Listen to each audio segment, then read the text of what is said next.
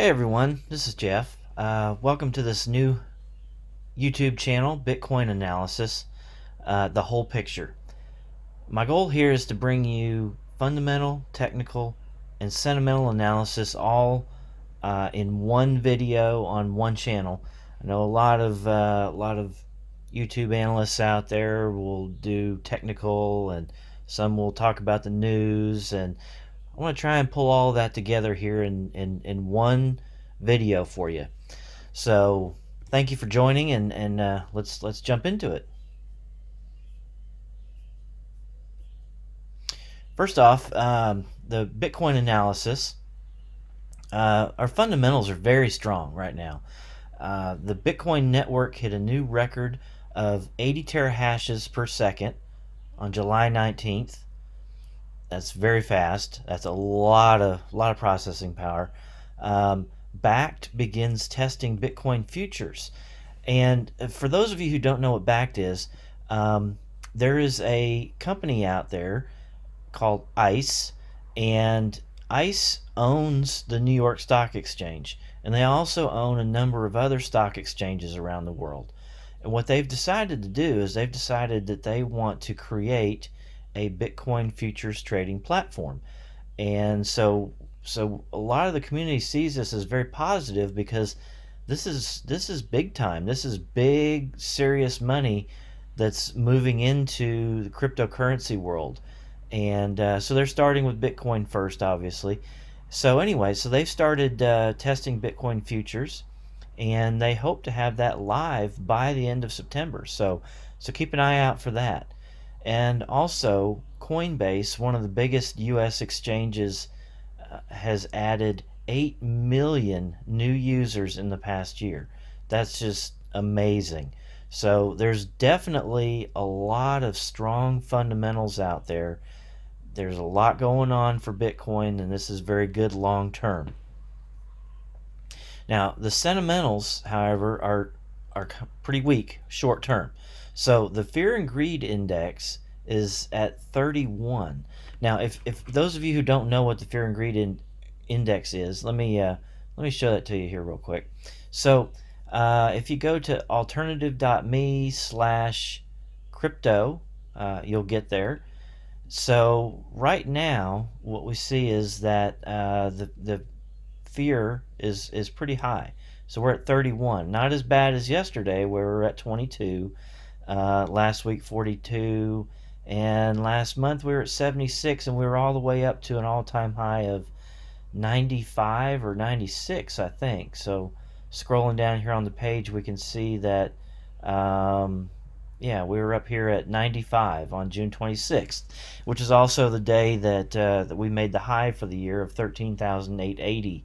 So just under the 14,000 mark. Remember that number, 14,000. I'm going to do some future videos, and we'll talk a little bit more about that number. So anyway, there's the crypto fear and greed index, and we'll jump back over here. And what else do we have? We have Steve Mnuchin, the Treasury Secretary. So he did an interview on CNBC recently.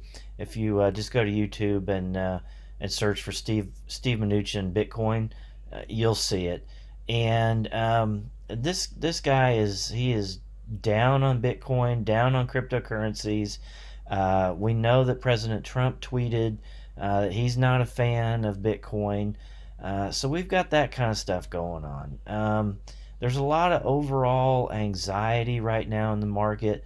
Congress has really started talking about regulation and really getting into cryptocurrencies, and the IRS has started sending out phishing letters, saying, if you haven't paid your taxes, you need to pay your taxes. And then also, until this afternoon, we're really waiting on the Fed's decision about whether they're going to lower interest rates or not, and what kind of their forward guidance is. So we'll take a look at how that impacted Bitcoin in just a minute. All right, our technicals are also pretty weak short to midterm. We're definitely struggling with a key level of 10,000. And I'll show you why that level is so important here in just a minute. We're also in the midst of a summer sell-off, and what I want to do is show you the historical summer sell-offs. I don't know that anybody else has talked about this before, but every summer Bitcoin has a sell-off, and I'll show you that on a chart and how much we sell off every summer. Also, the money flow index here again. I don't think anybody else is talking about this, but in June, Bitcoin went above 96 on the money flow index, and that's only happened 3 times before. And those 3 times were in 2012 and 2013, and there were huge sell-offs when that happened back in those years. And I'll show you that also on a chart in a minute. And we'll also talk about the lifetime trend line and map out what our possible downside targets are just using the summer sell-off percentages and the MFI sell-off percentages. All right, well, let's jump into that. Okay, so the first thing we want to take a look at is the summer sell-offs. And you can see I've labeled all of these on here going back to 2011. So in August of 2011, we had an 80% sell-off. August of 2012, we had a 55% sell-off. And 2013, 51%, 77%, 38, 40, 38, and 62. And I know some of you are probably saying, well, Jeff, what about 2010? Well, you're right. So in July of 2010, we had a 45% sell-off. I didn't show that one here on the chart because that went from 9 cents to 5 cents. So I left that one out. How sweet would that have been, though, to pick up Bitcoin at 5 cents? Anyway, so our average summer sell-off is 55%. All right, let's take a look at the money flow index.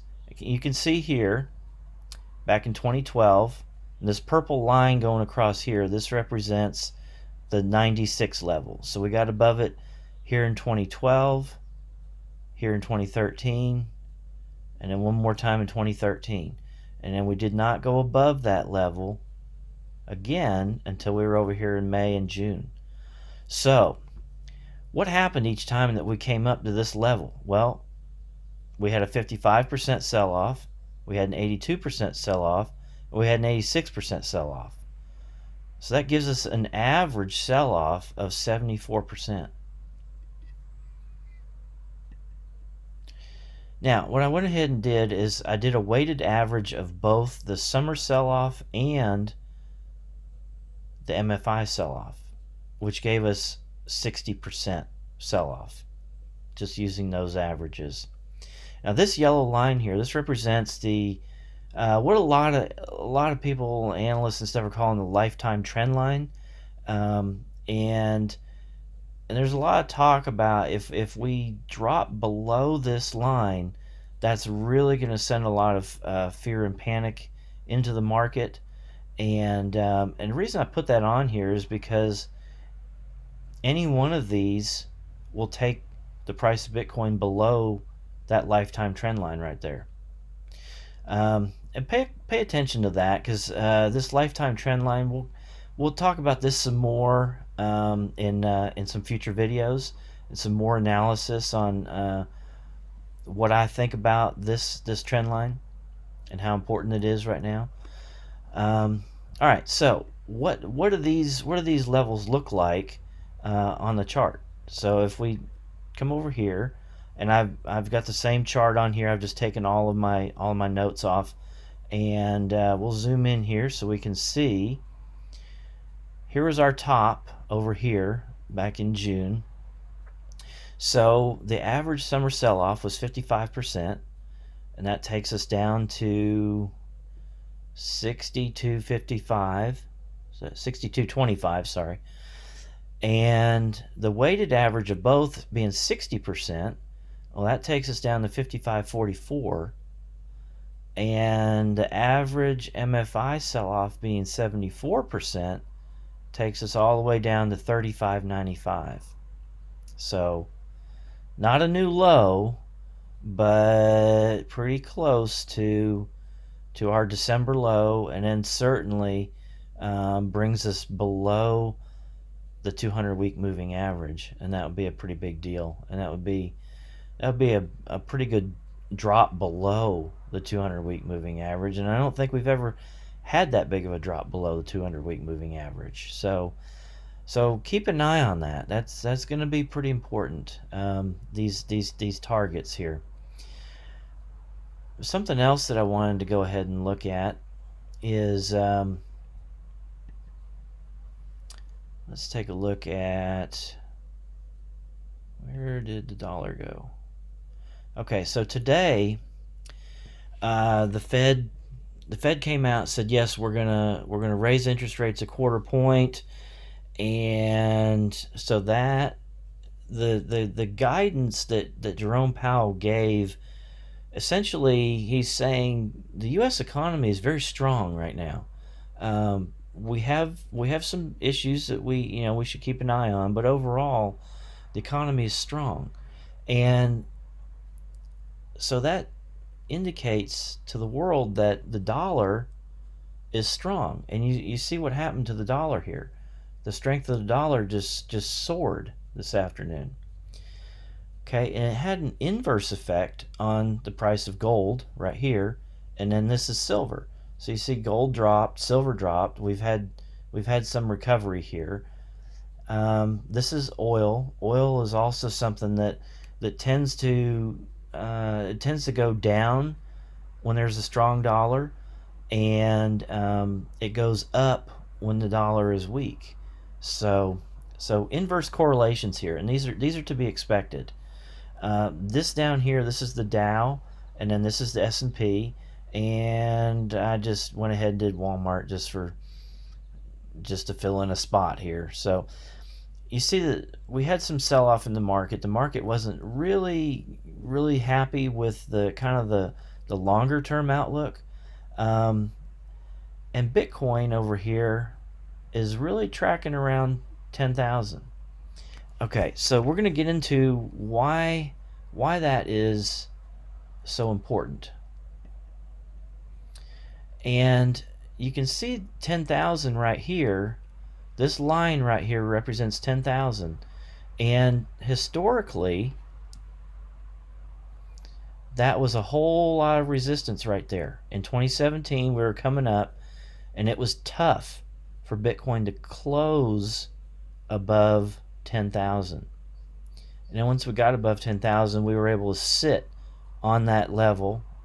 We found support right there, and then we dropped below, and then we tried to come back up, and we got rejected. And then we tried again, and we got rejected.